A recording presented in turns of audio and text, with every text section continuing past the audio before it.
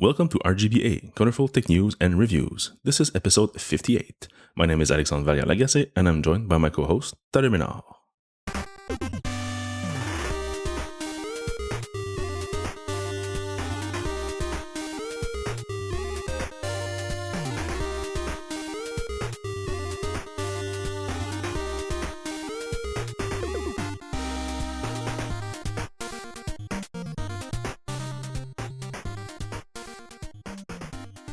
Starting this week with one news that I was awaiting for many months. Tangerine, the bank I'm currently using for my personal debit account and credit cards and everything, finally released the Apple Pay support for their Interact or debit card, if you prefer. This was long in the wait. Just to give you a quick recap, Tangerine was one of the first to introduce Touch ID when it came out with the iPhone 5. And I was super happy because I was using that bank and that iPhone model. And then when they released Apple Pay, they were also one of the first to release the credit card support for Apple Pay with their MasterCard credit card. But then, no news for many months. Then there were rumors that they were working on their very own system that would replace like Apple Pay or something. Probably this didn't fly very well and they just canceled their plans. But that gave them like a big waste of time. So in the end, they needed more time to introduce Apple Pay for debit cards, and now it's finally the day. It's released. It's on my phone, and I can switch between my two cards. So that's pretty cool. It's surprising for a Tangerine that's always like up to date with everything that took so long. Very surprising. They're usually super fast for adopting new technology and stuff. So that's why I was surprised. And that rumor that said that they were working on their own stuff probably was the reason why it took so much time. Did you use it a lot? Because I use Touch ID. I use Apple Pay absolutely everywhere now.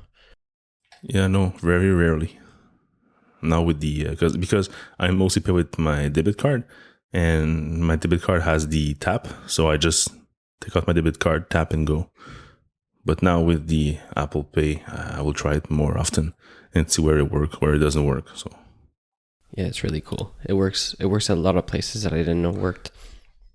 Yeah, the only thing I couldn't do is put it on my watch. For some reason, it says it's not supported. But on the phone, it worked. So that's I have weird. to put it on my phone. That's weird. But it's WatchOS Beta 4. Like I sent you this morning a screenshot of my watch, which was stuck on alarm clock mode, even on my wrist. I'll try to add a card on my watch because I already have them, but maybe since they were already there, they stick. But I'll try to add a new one. Next up, Apple released a new blog, the machine learning blog.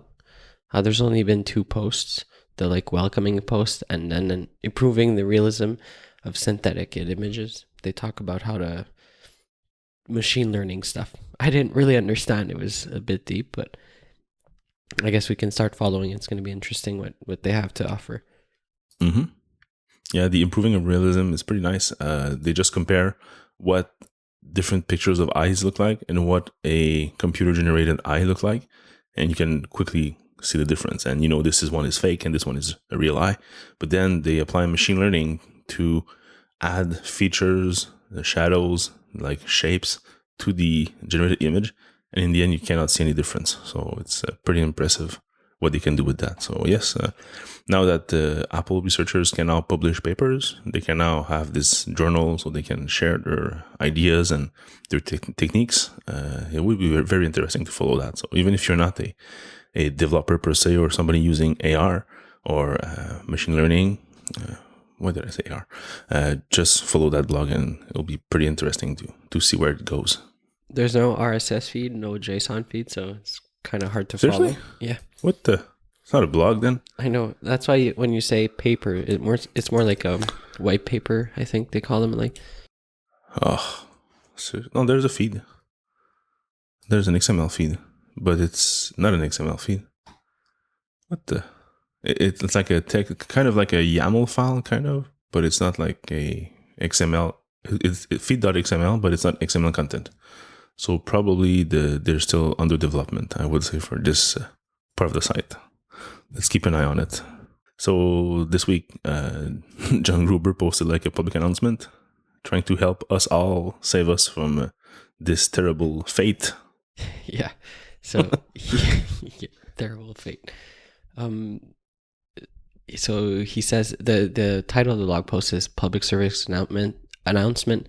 You should not force quit your apps on iOS. So he goes through explaining why it's not good. Like basically that the RAM is not allocated for apps that are still in the background or still in like your multitask switcher. How is it called, that view? Yeah, multitask switcher. Yeah, all the apps that are in there, the RAM is not allocated for those apps, and like the app is just in a freeze state, and then when you open it up, it like unfreezes and it allocates RAM. So it's actually more efficient to leave all your apps there instead of just force quitting him, because that takes power and takes battery to force quit it, and then it's going to take even power and more battery to reopen it again when you're going to go back to your phone in 5 minutes and open it again. So he has a nice concise article that we can send to our friends or family members that don't understand and don't believe us. Yeah, there's also a bunch of optimizations, like when your app is in that frozen state, I think the memory is being compressed or something, so it doesn't you really use as much memory as it was when it was running, but you can also retrieve that memory much faster than from a clean slate. Also, you mentioned that when you reopen the app, there's a bunch of memory to be relocated. Yes, but there's also all the network calls that have to be made to fetch the content. And for example, if an app is well done and you have like a recurrent refresh of data, you can pull only the difference that you're missing. Whereas if you start the app from fresh, you have to often load the whole thing. So you can make one big or multiple service calls, network calls to get all the data, and that adds on to your data plan. That also adds on to the response time when you load the app, the loading time. So there's a bunch of reasons for that. And what's cool is that he quotes like a bunch of people, Craig Federighi and other people who said exactly why you shouldn't do that. And there's also like a link post to Fraser Spears' misconceptions about the iOS multitasking. So yeah, all that comes from like I guess like pre-iOS 5 days, where the multitasking was there but not super great, and you could really see a difference in battery life if you were force quitting your apps. But since then, there were so many optimizations that it makes really no sense to continue to do that. And also, there's a bunch of people who came from the Android world, where apps in the background have full access to whatever they want. And lazy developers actually left their app in a live state, if you want, even in the background. So they were constantly using your resources. So from the Android world, you can also see lots of people doing that flicking of apps to close them all. And up to very recently, it was still a big problem. I think nowadays they have also optimization to help for that, but that doesn't prevent the developers from doing, I don't know, like network calls in the background every 2 minutes for nothing, even if the app hasn't been launched in like 3 days. So it can affect your battery life still on Android. Yeah, I know a couple of like really technical people too that do it all the time. I was trying to explain it to them and they just wouldn't hear it. They're like, no, it uses too much data. It uses too much RAM. My phone is slow. I have to do this. And he's running an iPhone 7. I also do it all the time, but it's because I'm on the beta. It's different. In my case, it's the app that crashes. It's not that bad. Well, yeah. We already spoke about our woes of last episode. Let's not circle back again for that once again. Let's give it a chance and wait until the next beta at least. I see a lot of people doing it in the metro also. Yeah, me too. And they do it like for all their apps, like or even just open one app, check email, and then flick the app close. It must be so like long and time consuming, and I guess it's just you get used to it. But yeah, they're pretty fast on it, so it's not that much. It's just that I guess for them it's the reflex. They did it maybe with their iPhone 4 a while back, and they just kept the same reflexes. So Apple should make it harder to force quit them, so maybe people would stop. Like instead of just flicking, make it that you have to hold it, and then there's a little X that appears in the corner, like it's wiggle mode, and then you press on X. No, better than that. You have to double click the home button, then force press. Nobody's gonna find that. Yeah, and then the X appears, but then you have to swipe the X, and then you have to click it again to confirm. And then Touch See? ID. Just fixed. Yeah, and then Touch ID, yeah. We just fixed it. Nice.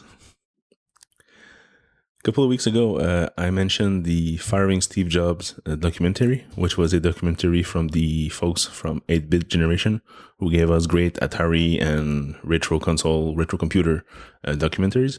And they had the latest one, which was Firing Steve Jobs on Kickstarter. But for some reason, it did not get any traction. I pledged on it right away because I know they make great documentaries and they always interview like the real folks. It's not the people who said that people said something. It's really the real people. So Wozniak was in the documentary and there was a bunch of other people too. And sadly, they only got about 7,000 euros out of the 35 that they were aiming for. So they canceled the project. They're going to do something different and relaunch in a couple of days, I guess. So we'll see where that goes. Maybe they're going to push harder because that was not their first one. And people tend to think that because of past success on Kickstarter, just by auto emailing your previous backers, that there's a new project on Kickstarter. They probably got lazy and they just like said, "Oh, it's gonna sponsor itself just by the regular Kickstarter and word of mouth, and we don't need to do any marketing or anything." So they probably had a big surprise when they didn't get the traction they were hoping for. So probably they're preparing like a legit marketing plan with like emailing people and sending, I don't know, like trailer bits or whatever. Maybe more bits from the movie directly. So yeah, let's hope for the best because it looked like a very interesting short film. Next up, so Google Glass is back. I didn't expect this. Yeah. Who did? So I think they were original released in 2013. And then in early 2015, Google said, thank you for all the they were called Explorers, I think. The Explorers, yeah. So I think thank you for all your beta testing or whatever. Thank you for participating. So we're done. And that was early 2015. But then Alphabet or Google, they continued to supply U.S. companies like GE, Boeing, DHL, and AGCO. I don't know what that is. So I guess... Me neither. You neither? Me neither, no. So obviously the Google Glass was more useful for people that were working at DHL and Boeing and all that. And also they talk about the healthcare market, like healthcare professionals that use the Google Glass. So Google announced that they're releasing a new version that is more like made tougher. I think it's bigger, a little screen. They're also foldable and they're all aimed at the professional market. Yeah, it makes sense. When you see those early demos of such type of new devices, it's usually like a surgeon doing some very dangerous operation using AR, VR, and goggles and stuff. So we also saw the same thing with the Google Glass when it came out. There were a bunch of applications of that technology that made no sense for the consumer. So that's a smart move from them to continue to work on it, continue to make it better. Like you said, like stronger, more resistant to the hard world that's very harsh on devices like that in enterprises. So yeah, I'm happy for them. They found probably like a niche market for that. They might be able even to sell it for more money, just because it's companies and not consumer who pays for it. So that $1,500 price was steep for Explorers, but maybe this one will be $3,000 and who cares? Yeah, just slap the word pro on it and you can double the price. Yeah, just make it like just make it like super resistant and you'll be good to go with another $1,000 just on top. And also it's faster than the old one, obviously. Yeah, of course. So yeah, better performance, better sturdiness, so all good. I guess batteries are better than they used to be, so probably, yeah. It must be better altogether. Yeah, should be much better. I'm wondering if we're ever going to see like a review of that version, because I'm curious to see the difference side by side with the old one. Moving on to video games, we had a very special discovery this week. The Nintendo filed trademarks request for 3 images in Europe. The first one was the NES Classic remote logo. The second one was the SNES Classic remote logo again, which will be printed on the box when it's going to be released in a couple of months. And then they also had a third one, which was the N64 controller icon. So, of course, people just add them up and say, okay, if we had 2 classic consoles and these were the logos and these are the trademarks, well, if there's a third trademark, there must be a third console on the way. So people are all crazy about that N64 and making a comeback as a classic version with, again, a bunch of included games and maybe 4 controllers, GoldenEye. So yeah, it's pretty cool for Nintendo to really go this way with those small consoles. And also at the same time, Atari, which is still not dead, which is a good thing. They announced a few months ago that they were making an Atari box, which will be a home console, very similar to the NES and NES Classic. So smaller size, smaller footprint, HDMI port, and included games. So they are releasing information like drop by drop, so we don't know much. We know that there's going to be 2 versions, one with the famous wood panel in the front, and another one that's more modern, which will be a red panel. So they're all black with either wood or red panel. We don't know about games. We don't know about other stuff, but we know that there's an HDMI port. Of course, there's 4 USB ports and 1 SD card reader. So people are hoping that you might get a few games like with the console, but you can probably go where you have to go and get all the games of the Atari and put them in one single console. Well, it's pretty cool. This is really the year of the classic consoles, 2017. Well, it's more than a year. It's going to be like last year, this year, and next year probably. So yeah. Any plans to buy one of those? Nope. As I figured. Yeah. So this week in the apps corner, Panic, the classic, not the classic indie Mac developer, kind of, sort of.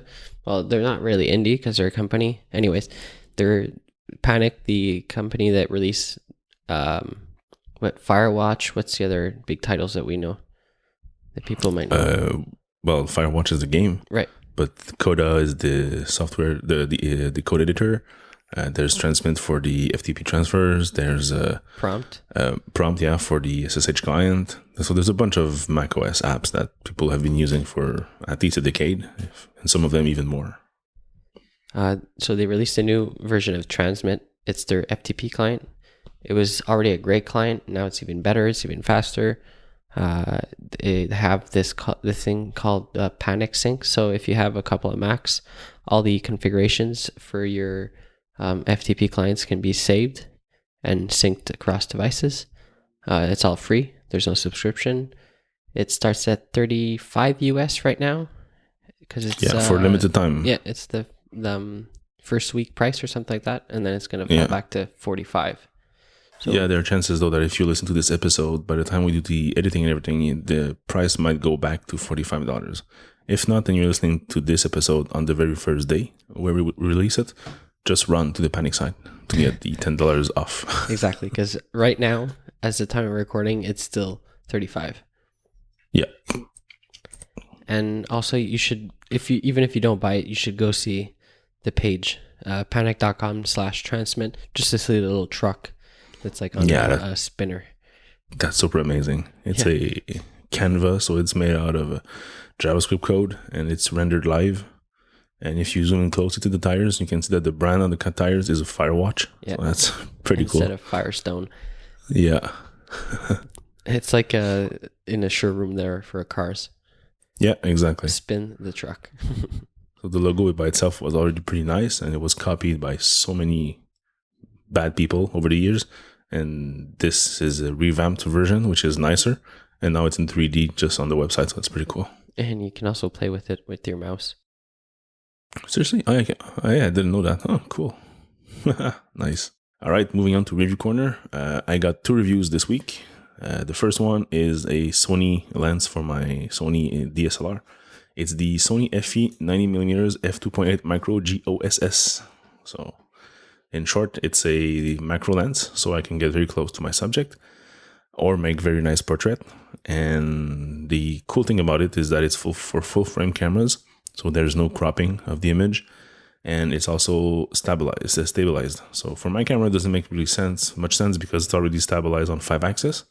But if you have like a Sony A7 first generation, then the optical image stabilization included in the lens makes sense for you. So that's a very big plus. You have also two very nice switches on the lens itself. You can make it enable or disable the stabilization, but it can also select the focus range. So if you're close to your subject, from 28 centimeters up to 50, or from 50 to infinity. So basically, this just allows the lens to know that you're trying to focus close or further away, and it is easier to get your focus, because otherwise, if you just put it to full, which is basically from 28 centimeters to infinity, then it's going to hunt like and try to find the focus point, and it's going to have trouble for that. So that's basically one of the only downside of this lens, is that the focusing time can be a problem if it's hard if you're putting it in full mode and you're trying to focus. Even if you choose like one of the two modes and try to help the camera know where to focus, it's still going to try to hunt, and it's going to take some seconds to try to find the proper focus. So that's not super fine. If you're used to manual mode, you can just, using the barrel, just like click it like forward or backward to enable or disable manual focus. So that's pretty nice too. It's one of the rare lenses nowadays that has this kind of feature. Usually it's a toggle on the lens itself, but this time it's really the barrel. You just click it by pulling it apart or closer to the camera. So the image results is amazing. It's a Sony lens, so it's a pretty nice sharpness. So all the details. It's a f2.8. You can get very, very deep depth of field.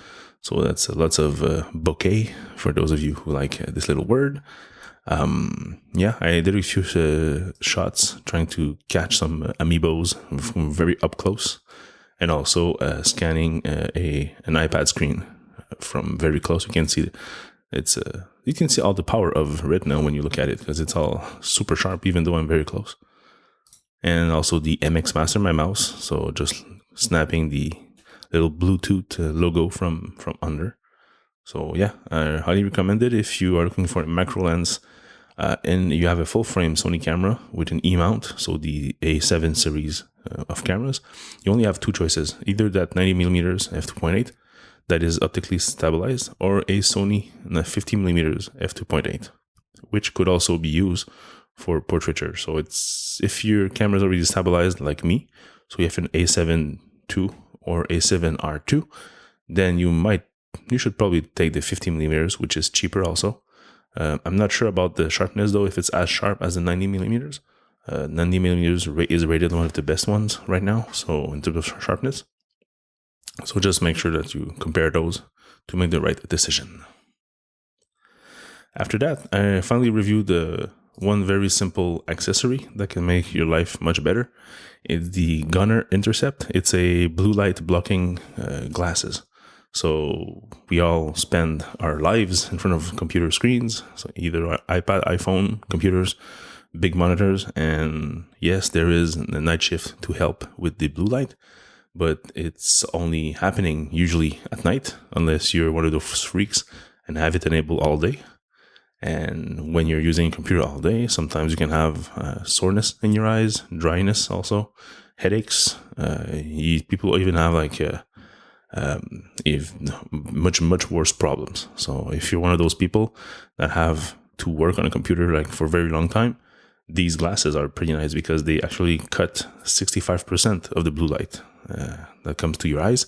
And also it's specifically made to reduce also eye strain. So reflections and all those things that can give you a problem to your eyes, they're all fixed. So basically it's best of all worlds in one single affordable and nice looking, because they have like 20 models of different glasses. So it's pretty nice. I even added like a small picture, which I took a photo of a colored CD album with and without the glasses in front of the camera. So just to give you a quick example of the resulting color change that happens when you wear them. And they also offer a clear version, but the clear version only blocks, I think, 20% of the blue light. So I would wish that in the future they were able to make the same technology work in the clears, so you could have very, very nice glasses and wear them all day with your prescription, because they also make prescription version if you need, if you usually wear glasses. If you only have the yellow ones right now, people might give you might make fun of you like they do at my work. They said I'm from the shooting range and I have to go back to my guns. So yeah, but we are now 3 guys with the same glasses in the same model, also in the same row of desk in the same team. So they stopped making fun of us, because now the number is growing. And yeah, it's because for sure you don't take them off when you have to go fill up your coffee, or just if you have to go to a meeting. I'm sure you walk out of your desk with it. You walk in the office with them. Yeah, they're super light, and that's why they're super light, and your brain basically like cancels out the yellowish tint, so you don't really like see life in yellow when you don't think about it. So you just like do your stuff, and then when you're out of coffee, you just stand up and go to the coffee machine. And then people look at you very weirdly and say, "What are those glasses?" Is that something that you have, like those eye problems after a long period of times? No, I have like wrist problems or hand problems, I think. So a start of RSI issues? I don't know. It's especially my thumb. So I might. Your thumb? Yeah. Which one? Right one or left one? My right thumb, it hurts all the time. But why? Do you use it like on your mouse? But I have it on my Magic Mouse, and then I use it a lot on my phone. So I try to use my phone with my left hand more and more when I think about it. Okay. So it's really your phone, I think, because me, I have a MX Master mouse, which I have a side wheel and side buttons. There's 3 buttons and 1 wheel that can do horizontal scrolling, and that I do a lot. And that when I do it too much, my thumb hurts. But I'm not that much on my phone that my thumb can hurt because of my iOS usage. No, me neither, but I don't know. I think it's my wrist as well a bit, but it's also the way I sleep. I've noticed. Oh yeah, that's some mornings it's a lot worse depending on how I slept that night. But you flex your wrist. I sleep on my hand, kind of sort of. I don't know. It's weird. Yeah, I had the problem a while back. Also, I had to sleep with those roller skate hand protectors. Yeah, I know. The plastic protector thing. Yeah. Just so my wrist would stay straight. And that actually helped. So I'm sure it does, but it's just weird. Yeah. You wake up in the morning with that. Yeah. There are worse things to wake up next to, but the protector is not that bad. Okay, we'll keep it at that. So you also have a review for us this week. Yes, the Belkin Thunderbolt 3 dock. It's not as cool as your yellow glasses, but it's as useful, I think. Oh yeah, I think so too. It's our second USB-C device, and it's very fitting since the new MacBooks don't have any ports. This gives you a bunch of ports all these legacy ports that we can call. So it has 2 USB ports in the back, the USB-A, the good ones, the normal ones, 2 USB-C ports. One is always used to plug back to your computer though. So basically just 1 USB port, display port, the power port, a headphone jack, and Ethernet port. So everything you don't have on a normal MacBook Pro now. It's silver. It's made of like a plasticky metal. It's pretty nice. It's almost the same color as the Apple silver, if you want. It also comes with 2 ports in the front, so USB, so you can quickly plug in like a USB stick, USB key, whatever. USB drive. USB drive. Yeah. And also a headphone jack in the front. So I've been using it for 2 weeks now. It's very convenient. to like just put my computer on the desk and plug one wire and everything is connected. It's a bit. There's one problem we found with it recording the show a couple of weeks ago. Is if I plug my mic directly in the dock and then the dock is plugged to my computer, we lose like a bunch of sound, like a lot of volume or a lot of, I don't know how you call it, a lot of gain. A lot of gain, yeah. So, but it's weird because it's the same microphone, it's the same software. So for some reason, something happens to the signal in between, which I think would be digital at this point if it goes through USB. But somehow, something, maybe the drive, the hub doesn't provide enough power to the mic.